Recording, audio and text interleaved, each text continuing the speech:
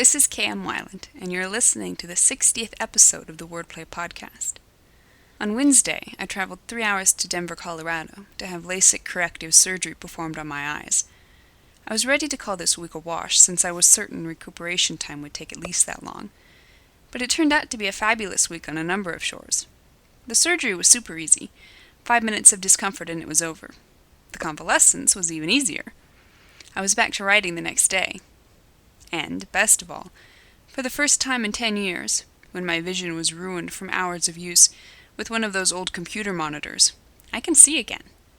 It feels nothing short of miraculous. I had no reason to think I'd ever be able to see without glasses or contact lenses. And now, here I am, with vision better than I had before the glasses, and I only lost 1 day of writing. In anticipation of my convalescence, I skipped the usual how-to video this week, and at the request of a viewer on YouTube, created a short sequel to my popular Y-Writer tutorial, showing how I use the program once I've typed up all my outline notes and am in the midst of the story. You can watch the video on my blog at wordplay-kmwyland, that's weiland.blogspot.com. New videos are posted every Wednesday. Meanwhile, enjoy this week's podcast, Whap, Pow, Zing. How can you tell if your story has emotional resonance? The magic ingredient in fiction is that special something that socks readers right in the gut and leaves them breathless with joy or sorrow. Or maybe wabi-sabi, the Japanese term for that impossibly beautiful combination of the two. We've all read books that were perfectly executed, but somehow lacked that magic. I thoroughly enjoyed the wordcraft of Diane Setterfield's The 13th Tale, but for whatever reason it never connected with me emotionally.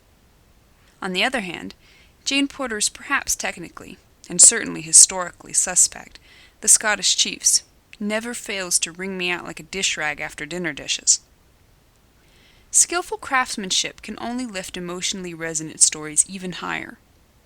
But even perfectly crafted books can't always guarantee an emotional reaction from readers. So how do you go about infusing this all-important essence into your fiction? Ultimately, of course, emotional reaction, that heart of all stories, is subjective. What resonates with me won't necessarily resonate with you. But the starting place for any powerful story must be the author himself.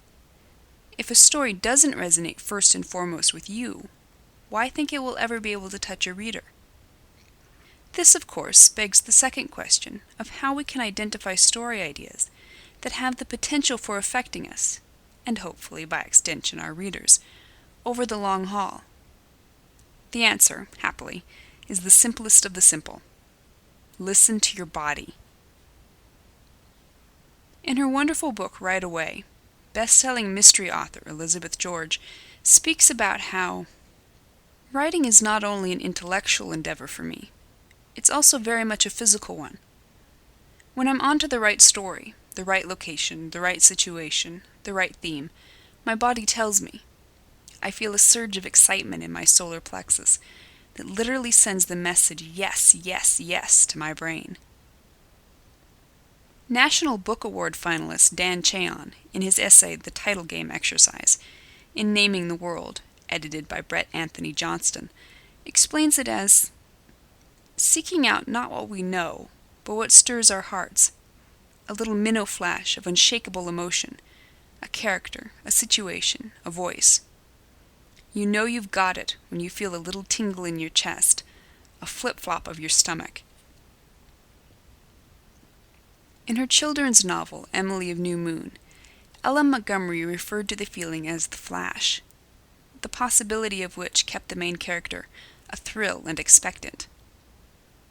My own experience is almost always a feeling of my stomach leaping up and forcing the air from my lungs. I refer to it as my chest collapsing. Whenever my chest collapses, when I can't breathe, when my stomach seems to be practicing aerial dives, that's when I know I've hit an idea that matters.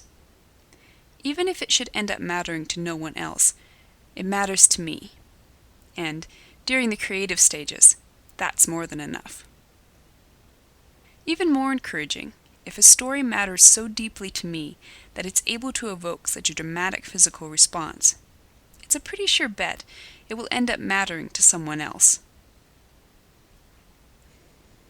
So what does your physical response to emotional resonance feel like? And, most important of all, does your work in progress evoke that feeling from you? Thank you for listening to the Wordplay Podcast. To read a transcript of this episode, visit me on the web at wordplay-kmwyland, that's weiland.blogspot.com, and be sure to listen again next week.